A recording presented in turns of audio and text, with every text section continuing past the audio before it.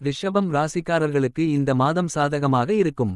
இந்த மாதம் தொழில் ரீதியாக கவனமாக இருக்க வேண்டிய மாதமாகும். மாத தொடக்கத்தில் குரு உங்கள் ராசியிலும் சனி 10ஆம் வீட்டில் பெயர்ச்சிப்பார். இதன் மூலம் நீங்கள் உங்கள் வேலையில் கடினமாக உழைப்பீர்கள். ஆனால் உங்கள் கடின உழைப்புக்கு ஏற்ப தொடக்கத்தில் அதே முடிவுகளை பெற முடியாது. எனவே நீங்கள் சிறிது நேரம் காத்திருக்க வேண்டும்.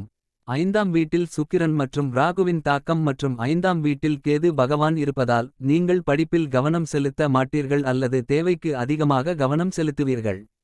உங்கள் உணவு மற்றும் பானங்களை மறந்துவிடுவீர்கள் மற்றும் உங்கள் ஆரோக்கியத்தையும் புறக்கணிப்பீர்கள். இதன் காரணமாக நீங்கள் உங்கள் வேலையில் மிகவும் பிஸியாக இருப்பீர்கள். உங்கள் குடும்பத்திற்கு எந்த நேரத்தையும் கொடுக்க முடியாது. உங்கள் வேலையில் அதிக நேரத்தை செலவிடலாம்.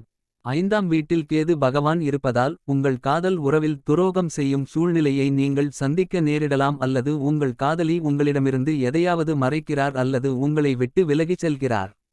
7ஆம் வீட்டின் அதிபதியான செவ்வாய் மாதத் தொடக்கத்தில் உங்களின் 2ஆம் வீட்டில் வக்ர நிலையில் இருப்பார். அதனால் உங்கள் மனைவிக்கு உடல்நலப் பிரச்சனைகள் வரக்கூடும் மற்றும் நீங்கள் சிரமப்படுவீர்கள். மாத தொடக்கத்தில் சுக்கிரன் ராகு போன்ற கிரகங்கள் 11ஆவது வீட்டில் அமர்வதால் வருமானத்தில் அபரிமிதமான உயர்வு ஏற்படும். 5ஆம் வீட்டில் கன்னி ராசியில் கேது பகவான் இருப்பதால் வயிற்றில் தொற்று, வயிற்றுவலி, அஜீரண கோளாறு, அசிடிட்டி போன்றவற்றால் பாதிக்கப்படலாம் என்பதால் வயிறு தொடர்பான பிரச்சனைகளில் கவனமாக இருக்க வேண்டும். பரிகாரம்: வெள்ளிக்கிழமை அன்று ஸ்ரீ லக்ஷ்மி நாராயணரை வணங்க வேண்டும்.